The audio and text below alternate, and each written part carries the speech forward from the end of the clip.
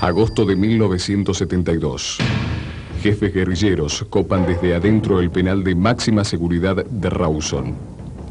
En un avión de línea secuestrado en el vecino aeropuerto de Trelew, huyen a Chile.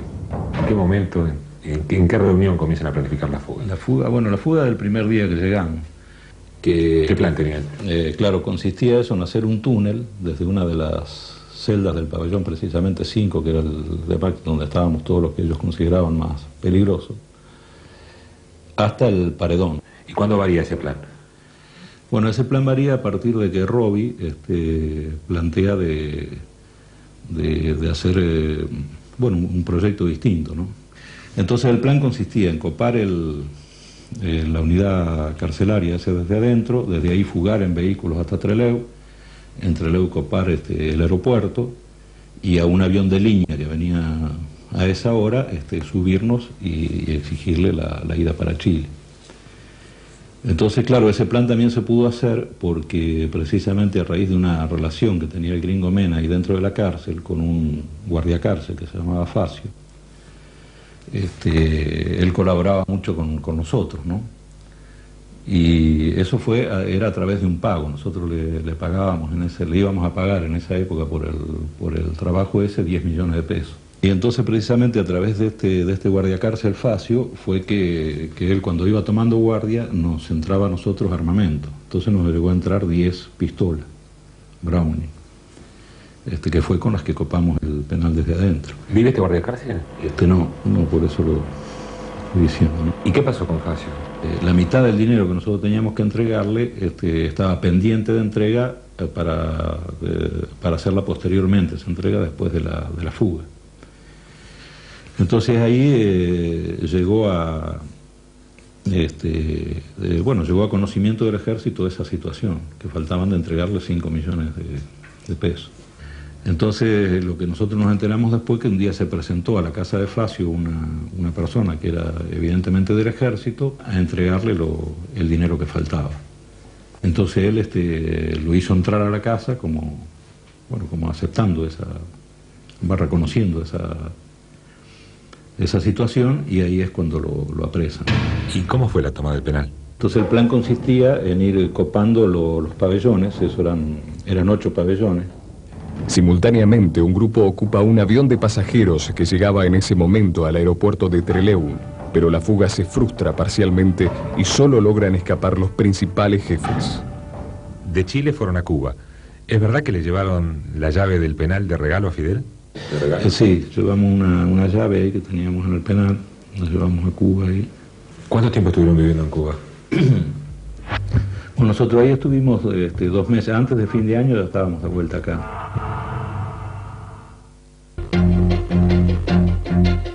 Es duro recordar y difícil comprender.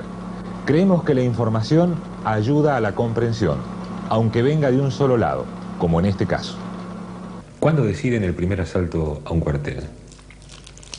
Bueno, el primer asalto a un cuartel fue antes del final de la dictadura de Lanús. Eso fue en el año 72.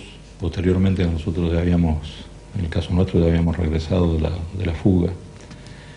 Y fue el batallón 141 de comunicaciones de Córdoba, ¿no? ¿La actitud de ustedes cambió frente al gobierno constitucional de Cámpora? Y nosotros ahí sacamos una declaración pública donde planteamos que no vamos a atacar al gobierno ni a las fuerzas que dependen del gobierno, del Ministerio del Interior, porque dependían del gobierno, pero que sí íbamos a continuar las acciones sobre los militares a partir de que considerábamos que ellos lo que estaban haciendo era esperando la oportunidad para volver a tener una incidencia completa en la política nacional. Diciembre de 1973. El ERP secuestra al norteamericano Victor Samuelson, gerente local de la empresa ESO. Es liberado al cabo de 4 meses de cautiverio. Se paga un rescate de $14 millones. Ejecutivos de empresas multinacionales empiezan a salir del país. Por averiguaciones que hicimos, nosotros teníamos la convicción, digamos, de que se trataba de un hijo natural de Rockefeller. ¿Qué papel jugó usted? Bueno, el rol mío en la parte operativa, ninguna, solo el conocimiento del plan de acción, la revisión del plan de acción y después en la parte de la negociación ya, ¿no? ¿Cuánto pidieron por la liberación y cómo fueron las negociaciones? Bueno, por la liberación se habían pedido 10 millones de dólares, más reivindicaciones, como dije, para los trabajadores de eso. Las negociaciones comenzaron de parte nuestra a través de un compañero que se reunía con un representante de la empresa ESO. Esas negociaciones al principio no, digamos, no, como que la empresa no quería. En realidad el negociador de la empresa ahí logró, podríamos decir, dominar en cierta medida al compañero nuestro que negociaba con él. ¿Y entonces qué hicieron? Bueno, entonces cambiamos el negociador y el compañero, por iniciativa propia, le solicitó 14 millones de dólares. ¿Le pidió para rebajar? Claro, en vez de rebajar le aumentó, digamos, le pidió 14, pero eso fue por iniciativa propia, porque yo fui el que le transmití a él lo que tenía que hacer. Al contado tenía que ser. Tenía que ser al contado. Pero era una cantidad inmensa, porque nosotros además le habíamos pedido que no todos fueran billetes de $100, sino que venían billetes de $20, de $50 y de $100. Entonces era, bueno, una cosa, una montaña de dinero que yo nunca había visto ni jamás volví a ver. ¿Quién la recibió? Y bueno, eso ya formamos un equipo para la recepción del dinero, y bueno, y todo un método para llegar hasta el momento del cobro. Y en el punto final donde íbamos a cobrar, si nosotros teníamos 25 compañeros armados con FAL y con, bueno, y con distinto armamento. ¿Cuánto le duró el dinero a ustedes?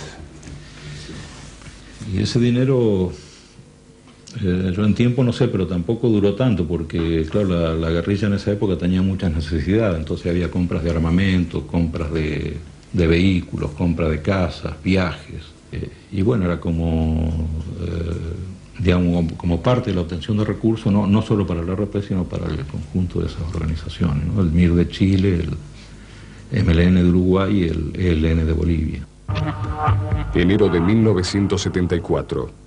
Es asaltado el regimiento blindado de Azul, en el centro de la provincia de Buenos Aires. El copamiento fracasa. ¿Por qué eligieron Azul y quién eligió Azul? Bueno, Azul se eligió porque, bueno, primero por la cantidad de armamento que había. ¿Cuál fue tu rol en Azul? Yo dirigí la toma de Azul. ¿Cuántos guerrilleros participaron? Y ahí participaron unos más o menos 100 compañeros, entre los cuales estaba Roberto Sánchez, un compañero que murió en la tablada, estaba Hugo Yurzún. Febrero de 1974. Se instala una unidad del ERP en el Monte Tucumano. ¿Ustedes creyeron en algún momento que podían controlar una zona liberada en el Monte Tucumano? Claro que sí, como no. Nosotros pensábamos que ese era el propósito, ¿no? Claro que, bueno, tuvimos cosas que después analizamos como errores de táctica guerrillera. ¿Tucumán significó una derrota? Bueno, en cierta medida sí, porque, bueno, la intención nuestra era la de desarrollar la guerrilla ahí con el propósito de formar una unidad militar cada vez más poderosa, que llegara un momento que estuviera en condiciones de dar batallas decisivas contra el ejército. ¿Cuántos combatientes llegó a tener en su apogeo el ERP? Bueno, llegamos a tener en militancia, digamos, considerado militante, es decir, organizado, con actividad política permanente, unos 3.000 compañeros. ¿En qué año fue eso? Eso fue en el año 75. Y en la parte militar, unos 600 compañeros. Siguieron el desastroso ataque al cuartel de Montechingolo, el golpe de Estado de 1976, la muerte de Santucho y la dispersión del ERP, su participación junto a los sandinistas en Nicaragua. Es imposible sintetizar 6 horas de conversación con Gorriarán en un solo informe. Su penúltima aparición espectacular fue la Operación Reptil, en Paraguay. Septiembre de 1980. El derrocado dictador de Nicaragua, Anastasio Somoza, es acribillado en Asunción, donde se había refugiado. ¿La decisión de matar a Somoza fue suya o se la pidió el sandinista? No, fue una decisión nuestra, digamos, una idea nuestra, que sí nosotros comunicamos a los sandinistas y que bueno, que tuvo aprobación. ¿Cuándo comienzan a planificar? Y nosotros habremos comenzado a principios del 80. Y fuimos a Paraguay, bueno, hicimos una preparación previa en Colombia. Previa me refiero a prácticas de tiro, de chequeos, porque lo único que conocíamos era que estaba en Paraguay. 4 meses y medio antes de septiembre ya entraron los primeros compañeros ahí, que eran Roberto Sánchez y una compañera que hoy milita en el MTP. Roberto Sánchez, alias El Gordo, Farfán, miembro del ERP, colectivero y camionero. Estuvo con los sandinistas y fue jefe policial en Managua. Muere en la tablada y le pisan la cabeza con un blindado. Fueron a Asunción.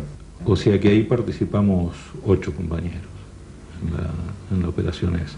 Lo que más costó fue ubicarlo. Entonces la compañera, esta que cuento que milita en el MTP, se le ocurrió a ella por iniciativa propia una forma de averiguarlo. Y ella estaba en un hotel ahí en Asunción y tomó un taxi y le dijo al taxista: mire, estoy buscando una peluquería de mujeres que queda a 1 cuadra de la casa de Somoza. Entonces, bueno, buscaron por ahí, como que no la encontraron, entonces averiguó el taxista y dice: no, ahí no vive más Somoza. Entonces el taxista se fue con ella hasta una delegación de la policía ahí en Asunción y le preguntó a la policía dónde vivía Somoza. Y la policía fue la que le dijo al taxista dónde vivía Somoza. Ahí detectamos la casa de Somoza. ¿Y después qué hicieron? Se nos ocurrió, como para tratar de tener un conocimiento más profundo sobre los movimientos de Somoza, de comprar uno de los kioscos que había en la esquina de él, y fue uno de los compañeros ahí y le ofreció al kiosco de asociarse a él. Bueno, le dijo un cuento ahí, ¿no? Que él que se estaba por casar y que la novia era paraguaya, y además de eso que tenía 3.000 pesos para invertir en el kiosco. Y bueno, el kiosquero aceptó y se hizo una especie de sociedad con ese kiosquero, donde el compañero nuestro puso ese dinero y al mismo tiempo permanecía todo el día en el kiosco y le permitía ver los movimientos. El grupo alquiló una lujosa residencia frente a la cual Somoza pasaba regularmente. El ataque fue concretado por Gorriarán, Roberto Sánchez y Hugo Irurzu, alias Santiago. Hacía una seña, ahí salía Santiago, que era quien le tenía que tirar con un lanzacohetes RPG-2. Entonces, cuando llega el momento de la acción, nosotros recibimos la señal de que viene Somoza, hacemos todo como estaba previsto, salgo yo, Roberto se coloca con la camioneta en la salida del garaje, Santiago se coloca en el jardín, y cuando veo que ya le tiene que disparar, siento un ruido atrás y veo que no dispara. Entonces me doy vuelta y lo veo a él que está en el suelo sacando un cohete y colocando otro, porque teníamos solamente 2 cohetes de eso. Bueno, falla eso, Roberto corta el tráfico y Somoza, queda el auto de Somoza justo enfrente mío, a 3 metros mío. Entonces yo tenía un fusil M16. Entonces me encuentro ante esa situación y bueno, yo tiro sobre él, ¿no? Tiro todo el cargador, eran 30 disparos sobre el chofer. Pero ¿qué pasa? Cuando yo estoy tirando, la guardia se baja del auto, se pone en una tapia que dividía con la casa vecina y nos comienza a tirar a Santiago y a mí, pero a 5 metros, ¿no? Y en ese momento el que nos salva la vida a los dos es Roberto Sánchez, porque él desde la camioneta se coloca detrás de la camioneta y dispara sobre la guardia con un FAL. Cuando él dispara con el FAL, levanta varios ladrillos donde estaba la guardia y la guardia ahí se tira al piso, porque además yo ya no tenía munición. Y cuando nosotros vamos a la puerta, el auto de Somoza, no sé por qué razón, que estaba parado frente a la puerta de la casa, avanza un poquito así y queda contra la vereda a la altura del garaje de la casa, entre la camioneta y la puerta de la casa. Y entonces yo le voy a decir a Santiago que tire con el cohete, con el RPG-7, y antes que yo le diga que tire, él ya tira. Y ahí, bueno, lógicamente le dan, ¿no? La muerte de Somoza, prototipo de dictador del tercer mundo, causó conmoción internacional. En Nicaragua los sandinistas lo celebraron. El grupo de Gorriarán logró escapar, salvo Irurzún, capturado y muerto por la policía.